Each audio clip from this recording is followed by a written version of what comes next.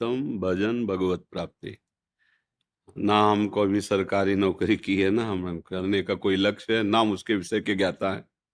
बचपन से भगवत मार्ग में रहे हैं। तो वैसे हमने तो एक बोर्ड में लिखवा रखा है कि आप हमसे प्रश्न केवल परमार्थ का, अध्यात्म का, भगवत मार्ग का करें।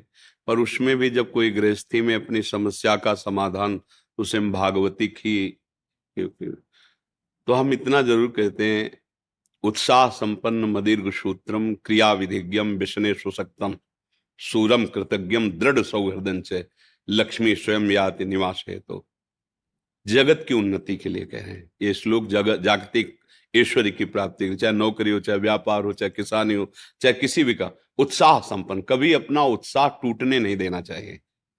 वो तभी नहीं टूटेगा जब भगवान का आश्रय होगा। कर तुम अकर तुम अन्यथा कर तुम सर्व समर्थ मेरे भगवान है। आज मैं यहां हारा हूं तो कल जीत जाऊंगा। उत्साह तभी आपका संपन्न रहेगा जब भगवद आश्रय है।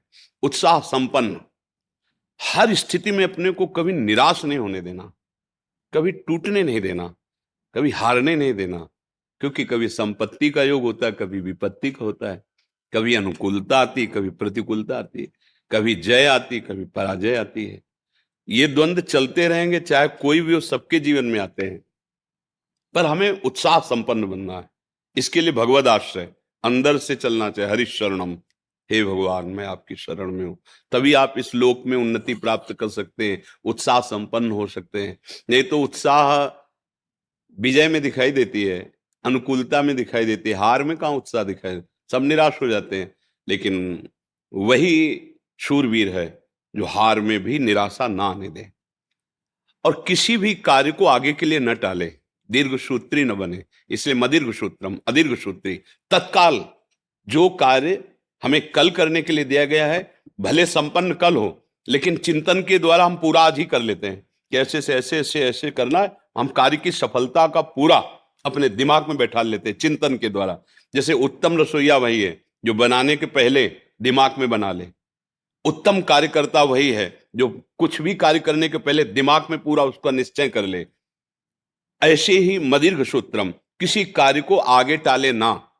अगर इस संसार में उन्नति प्राप्त करनी, हमें परीक्षा 1 महीने बाद देनी है, लेकिन आज ही प्रश्न कर लिया जाए तो उसका उत्तर हम दे देंगे, ऐसी तैयारी रखनी चाहिए। कल के कार्य को आज ही संपन्न करने की वृत्ति रखना है।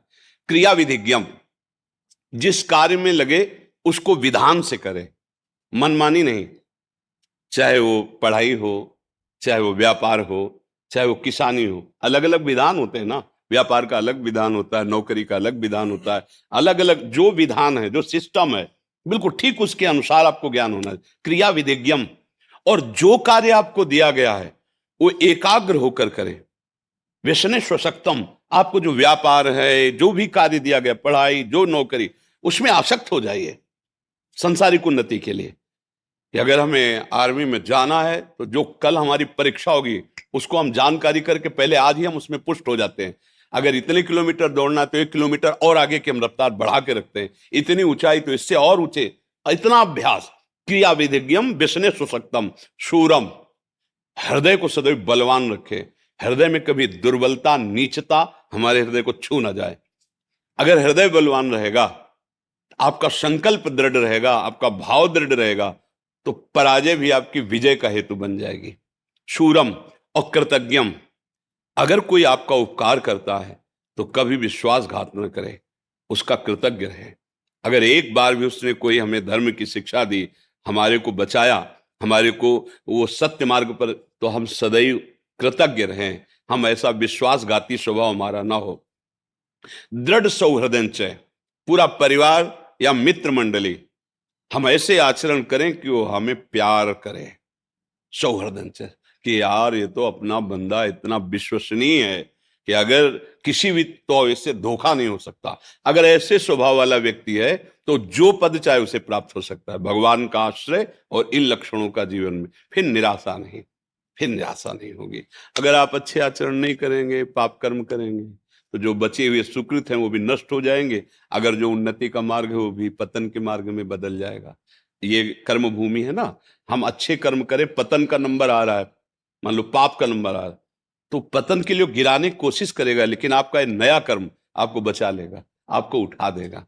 भगवद आश्रय और सत्य आचरण करना, कभी भी निराश ना होना, देखो कहीं पराजय नहीं होगी।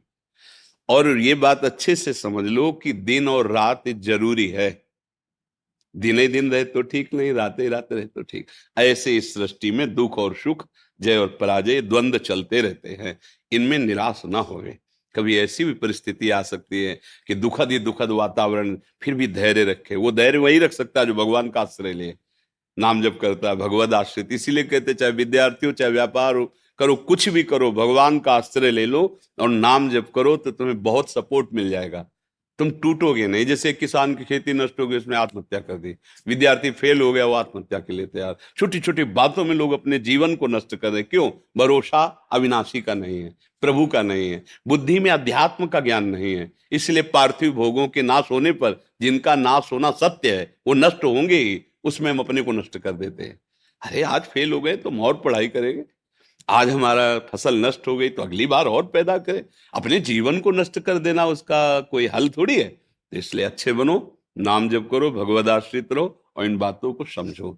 हमारा उद्देश्य आप लोगों से बात करना, भगवान का चिंतन, भगवद वार्ता, सत्य मार्ग में चलना है। तो क्या है, हमें संसार का तो ये ज्ञान है नहीं, क्योंकि हम गए ही नहीं संसार मार्ग में। बचपन से इधर चले तो हम शास्त्र के अनुसार तो बोल सकते हैं। अब आप किसी ऐसे विषय संसारी, तो हम गए नहीं, हम उसको जानते ही नहीं, तो कैसे उस विषय पर बोले।